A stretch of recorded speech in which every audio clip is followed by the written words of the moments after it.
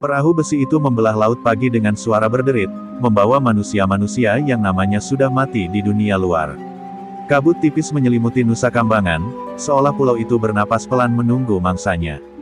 Di atas dek, para preman berdiri terborgol, tatapan mereka keras namun kosong. Tak satu pun berbicara, karena semua tahu, kata-kata tak ada gunanya ketika gerbang neraka sudah di depan mata. Begitu kaki mereka menjejak dermaga, aroma lembab bercampur karat dan tanah busuk menyergap hidung. Tembok penjara menjulang seperti raksasa batu, dingin dan tak berperasaan. Pintu besi dibuka dengan suara menggelegar, dan bagi para preman itu, suara tersebut terdengar seperti vonis seumur hidup, meski napas mereka masih berhembus.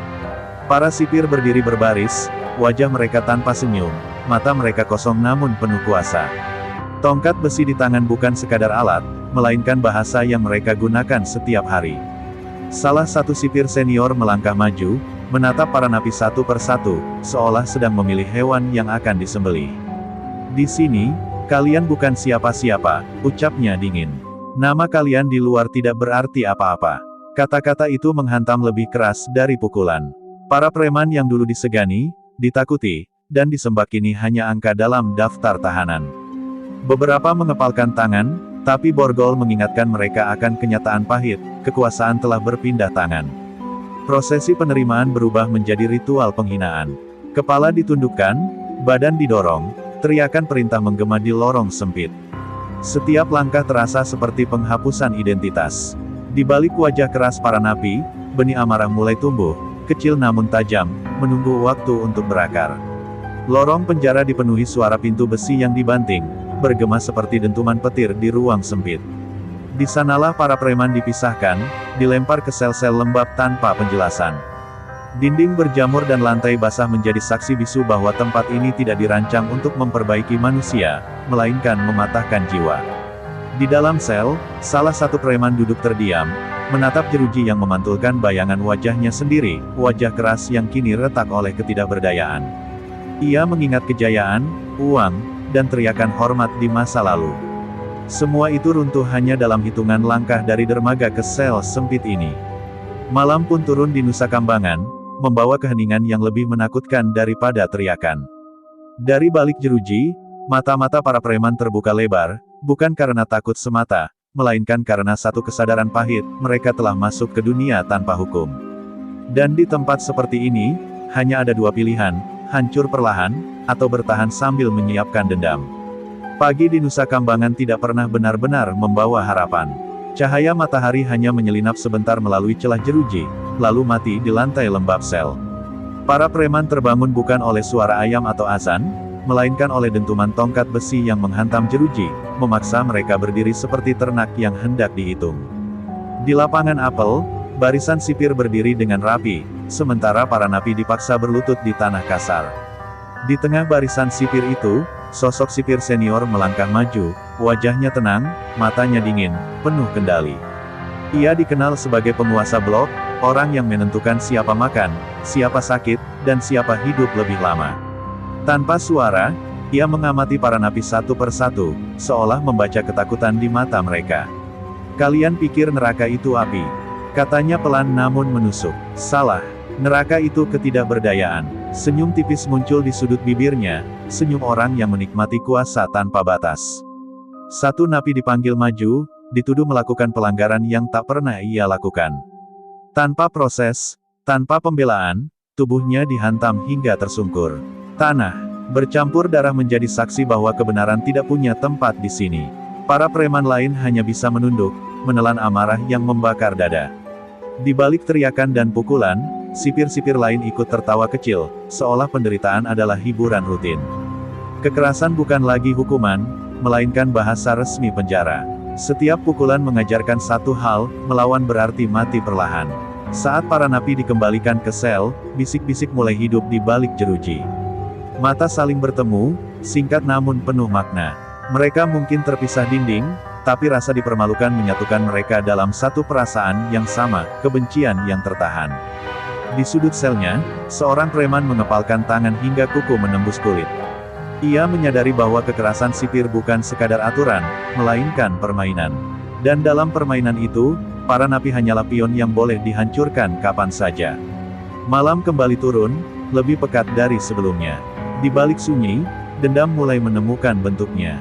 Para preman belum tahu bagaimana caranya, belum tahu kapan waktunya, tapi satu hal telah tertanam kuat di benak mereka, jika kekuasaan sipir dibangun di atas ketakutan, maka ketakutan itulah yang suatu hari akan mereka runtuhkan. Hari-hari di Nusa Kambangan berjalan lambat, seperti siksaan yang disengaja. Setiap detik terasa diperas hingga kering, menyisakan kelelahan dan kebencian. Para preman mulai mengenali pola, siapa sipir yang kejam, siapa yang bisa dibeli, dan siapa yang senang melihat penderitaan. Namun sebelum mereka sempat beradaptasi, sebuah kejadian mengubah segalanya. Seorang napi tua, bekas tangan kanan salah satu preman besar, dipanggil ke sel isolasi tanpa alasan jelas. Tidak ada teriakan, tidak ada perlawanan. Pintu besi menutup di belakangnya dengan suara berat, seolah mengubur manusia hidup-hidup. Sejak hari itu, namanya tak pernah terdengar lagi di apel pagi. 3 hari kemudian, tubuhnya dikembalikan, kaku, pucat, dan penuh lebam yang tak bisa dijelaskan sebagai kecelakaan. Para sipir hanya berkata singkat, dia tidak kuat aturan. Kata-kata itu lebih kejam dari kematian itu sendiri. Para preman menunduk, bukan karena takut, tetapi karena amarah yang tak boleh tumpah. Di dalam sel, kesunyian berubah menjadi ruang perenungan yang menyakitkan. Setiap preman menyimpan lukanya sendiri, penghinaan di depan umum, pukulan tanpa sebab, hak makan yang dirampas, dan sekarang, nyawa yang diambil begitu saja. Semua itu dikumpulkan dalam ingatan, disusun rapi seperti daftar dosa yang suatu hari harus dibayar. Malam itu, hujan turun deras di luar penjara, tapi di dalam sel udara terasa panas. Salah satu preman duduk bersandar di dinding, menatap bekas darah yang belum sepenuhnya dibersihkan di lorong.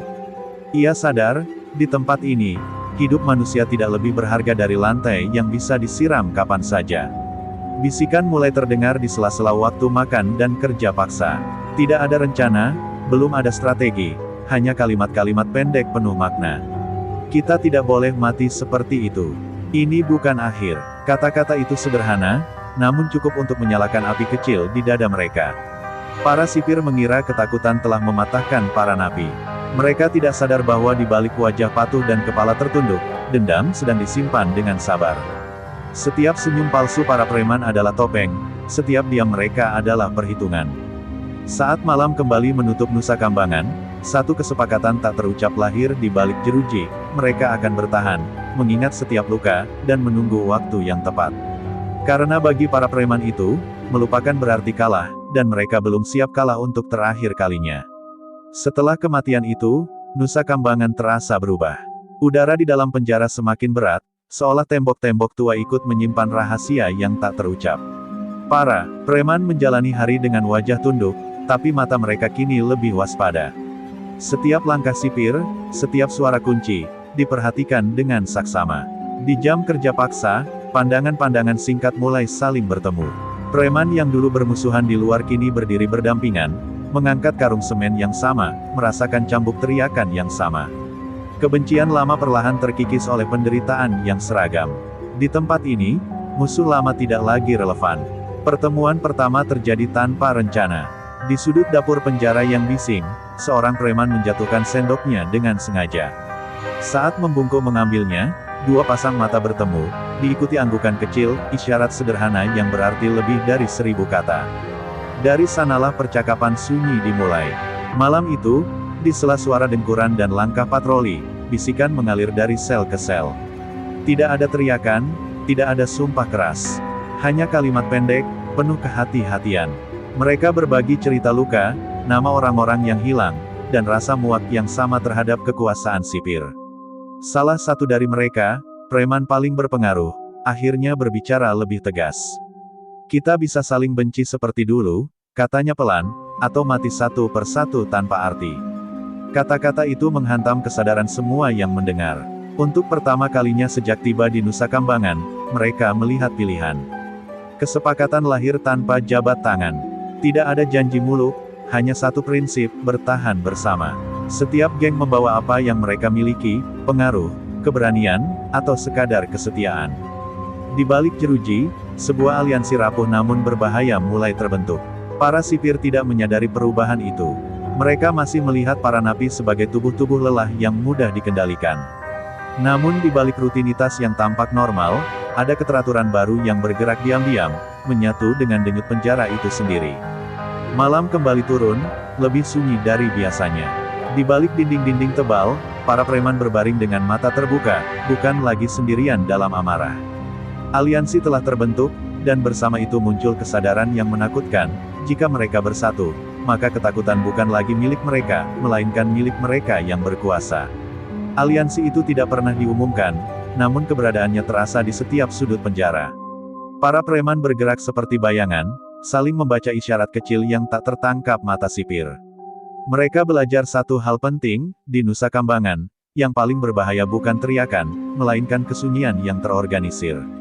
Mereka mulai menghafal ritme penjara, jam patroli, pergantian sipir, blok mana yang paling lengah. Setiap hari adalah pelajaran, setiap kesalahan sipir dicatat dalam ingatan. Tidak ada yang terburu-buru, karena mereka tahu, satu langkah ceroboh bisa berujung sel isolasi atau kematian. Di antara para sipir, ada yang mulai terlihat berbeda. Wajah lelah, tatapan ragu, dan sikap yang tidak sekejam lainnya. Para preman mencium celah itu. Percakapan singkat, bantuan kecil, rokok yang diselipkan diam-diam, perlahan, tembok kekuasaan mulai retak dari dalam. Sementara itu, di balik jeruji, alat-alat sederhana mulai berpindah tangan. Bukan senjata, melainkan benda-benda sepele yang bisa berubah fungsi di tangan yang tepat. Semua disimpan rapi, disembunyikan dengan kesabaran yang dingin. Api kecil itu dijaga agar tidak membakar sebelum waktunya. Salah satu preman mendapat kabar dari dunia luar, jaringan lama mereka belum mati. Ada orang yang masih setia, masih menunggu. Informasi itu menyebar cepat di antara aliansi, membawa harapan yang pahit, mereka tidak sepenuhnya sendirian, namun konsekuensinya akan lebih besar jika gagal. Para sipir mulai merasa ada yang berubah. Para napi terlalu patuh, terlalu tenang. Tidak ada lagi tatapan kosong, melainkan mata yang mengamati. Ketegangan tumbuh, tapi kesombongan membuat para sipir mengabaikannya. Mereka tidak sadar bahwa ketenangan itu bukan tanda tunduk, melainkan tanda menunggu. Di malam hari, ketika penjara tenggelam dalam dengkuran dan langkah patroli yang berulang, para preman terjaga. Pikiran mereka bekerja, menyusun kemungkinan, menghitung risiko. Dendam mereka tidak lagi liar, ia kini dingin, terarah, dan sabar. Api itu masih kecil, nyaris tak terlihat. Namun semua yang terlibat tahu satu hal, ketika api itu akhirnya menyala, tidak ada tembok yang cukup tebal untuk menahannya. Dan Nusa Kambangan, yang terbiasa menelan manusia, akan segera merasakan bagaimana rasanya ditelan oleh rahasia yang ia ciptakan sendiri. Hari itu dimulai seperti hari-hari lain di Nusa Kambangan, terlalu sunyi untuk disebut aman. Para napi bergerak sesuai perintah, para sipir berjaga dengan wajah bosan namun angkuh. Tidak ada yang tahu bahwa di balik rutinitas itu, sesuatu telah diputuskan. Api yang lama disimpan kini cukup panas untuk menyentuh kenyataan. Seorang sipir muda ditugaskan mengantar logistik ke blok belakang, jalur sempit yang jarang dilewati dan minim pengawasan. Ia dikenal bukan yang paling kejam, tapi cukup patuh untuk menutup mata. Langkahnya menggema sendiri di lorong panjang, ditemani lampu redup dan bau lembab yang menusuk. Beberapa jam kemudian, ia ditemukan tergeletak di tangga besi, kepalanya berdarah, tubuhnya kaku. Tidak ada saksi, tidak ada suara teriakan. Laporan resmi menyebutkan ia terpeleset karena lantai basah. Namun semua orang tahu, luka di tubuhnya tidak cocok dengan cerita itu. Kabar itu menyebar cepat, lebih cepat dari perintah apel darurat. Wajah para sipir berubah, bukan marah, melainkan cemas. Untuk pertama kalinya, mereka menyadari bahwa tembok dan seragam tidak lagi menjamin keselamatan. Ada sesuatu yang bergerak di balik jeruji, dan itu tidak bisa dihentikan dengan tongkat. Di antara para napi, tidak ada sorak kemenangan. Tidak ada senyum. Mereka menunduk seperti biasa, namun napas mereka lebih berat. Darah pertama telah tertumpah, dan itu bukan kemenangan, melainkan tanda bahwa jalan pulang telah tertutup. Sekali melangkah sejauh ini, tidak ada lagi ruang untuk mundur. Sipir senior memerintahkan penggeledahan besar-besaran. Sel dibongkar, barang-barang dilempar, tubuh-tubuh dihantam tanpa alasan jelas. Namun semakin keras mereka menekan, semakin jelas kepanikan di mata mereka. Kekerasan kini bukan lagi alat kekuasaan, melainkan reaksi ketakutan. Di balik semua kekacauan itu, para preman saling mengirim isyarat singkat. Rencana berjalan sesuai arah, meski lebih cepat dari yang diperkirakan. Mereka belajar satu pelajaran penting hari itu, sipir bisa jatuh, dan sistem bisa bocor. Malam turun dengan suasana berbeda. Nusa Kambangan tidak lagi terasa seperti kandang yang sepenuhnya terkunci. Di antara bayangan lorong dan pintu besi yang tertutup, ketakutan kini memiliki dua arah. Dan bagi para preman, darah pertama itu adalah pesan sunyi, perang telah dimulai, dan tak seorang pun akan keluar tanpa luka. Setelah darah pertama tumpah, Nusa Kambangan tidak pernah kembali sama. Penjara itu masih berdiri kokoh, tetapi denyutnya berubah. Setiap langkah sipir kini terdengar ragu, setiap pintu besi yang ditutup terasa lebih berat. Ketegangan menggantung di udara, tebal dan menyesakkan. Para sipir mulai saling mencurigai. Tatapan yang dulu penuh kesombongan kini dipenuhi kecurigaan dan paranoia. Mereka bertanya-tanya, siapa yang lalai, siapa yang bocor, siapa yang diam-diam bermain di dua sisi.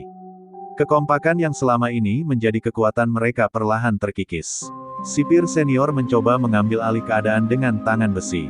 Razia diperketat, hukuman diperberat, dan teriakan perintah makin sering terdengar. Namun cara lama itu tak lagi efektif. Setiap pukulan kini memantul kembali sebagai kebencian yang lebih terarah. Di balik jeruji, para preman mengamati dengan tenang. Mereka tidak lagi bereaksi berlebihan, tidak lagi terpancing. Justru kekacauan kecil sengaja diciptakan, perkelahian palsu, kesalahpahaman remeh, untuk mengalihkan perhatian dan memecah fokus sipir. Blok demi blok menjadi wilayah abu-abu. Ada sipir yang mulai bersikap lunak, ada yang terlalu keras karena takut, dan ada pula yang memilih diam demi keselamatan sendiri. Sistem yang dulu solid kini penuh celah, dan celah itulah yang dimanfaatkan tanpa suara. Di sela jam makan, seorang preman menerima pesan singkat yang diselipkan dalam lipatan pakaian kerja. Isinya sederhana, tapi menggetarkan, jadwal malam, titik mati kamera, dan nama-nama penjaga. Informasi itu berpindah tangan dengan cepat, diserap oleh aliansi seperti oksigen. Para sipir merasa dikepung, meski tidak tahu oleh siapa. Mereka memperketat penjagaan, namun justru membuat kesalahan-kesalahan kecil yang fatal. Setiap kesalahan dicatat, setiap ketakutan dibaca dengan cermat. Permainan telah berubah, ini bukan lagi tentang kekuatan, melainkan ketahanan mental.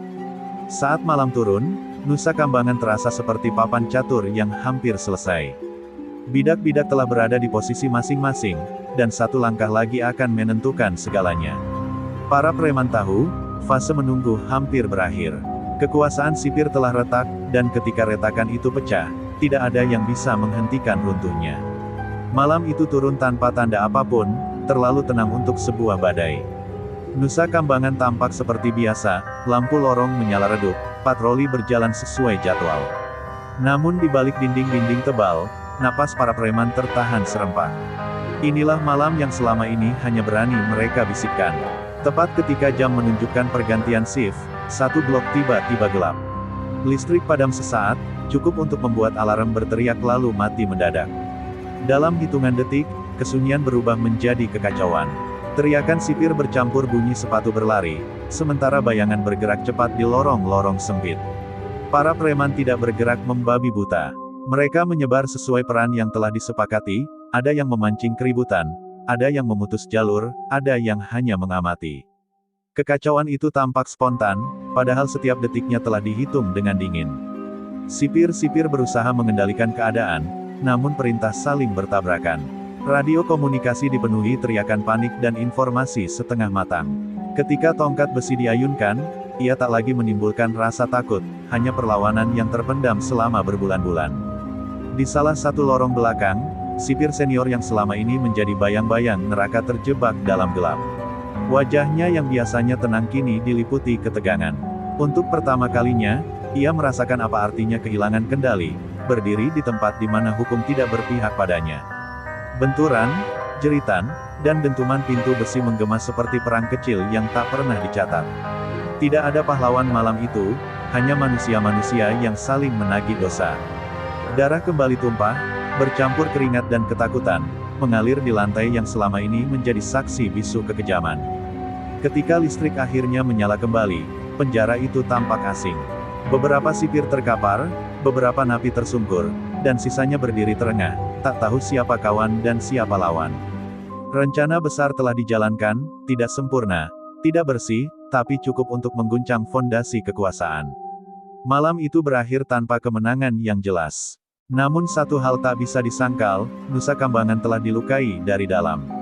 Para preman kembali ke sel mereka dengan tubuh lelah dan mata menyala. Mereka tahu, setelah malam tanpa ampun ini, tidak ada lagi jalan kembali, hanya ada harga yang harus dibayar oleh semua pihak. Pagi datang dengan wajah muram. Cahaya matahari menyinari Nusa Kambangan seperti menyorot reruntuhan setelah perang singkat namun brutal. Lorong-lorong masih berbau darah dan keringat, sementara garis polisi darurat membelah ruang yang semalam dipenuhi kekacauan. Tidak ada sorak kemenangan, hanya kelelahan yang menggantung di setiap sudut. Para napi dikumpulkan dengan penjagaan berlapis. Wajah-wajah yang semalam berapi kini pucat, sebagian terluka, sebagian kosong. Beberapa nama dipanggil dan tak pernah kembali ke barisan. Tidak ada penjelasan resmi, hanya bisik-bisik tentang sel isolasi yang lebih dingin dari biasanya, dan tentang hukuman yang akan berlangsung lama. Di antara para preman, rasa persatuan mulai diuji. Ada yang menyesal telah melangkah sejauh ini, ada yang menyalahkan keputusan malam itu, dan ada pula yang diam, memendam luka lebih dalam. Dendam memang sempat terbalas, tapi kepuasan yang dijanjikan tak pernah benar-benar datang. Sipir senior yang dulu berdiri di puncak kuasa kini tak lagi terlihat. Kabarnya ia dipindahkan diam-diam, disingkirkan demi meredam keguncangan. Namun penggantinya datang dengan wajah lebih dingin dan aturan yang lebih kejam. Sistem mungkin terguncang, tapi ia belajar dengan cepat bagaimana bertahan. Di dalam sel, seorang preman menatap langit sempit di balik jeruji, mengingat wajah sahabat yang tak kembali. Ia sadar, dendam tidak memilih korban dengan adil.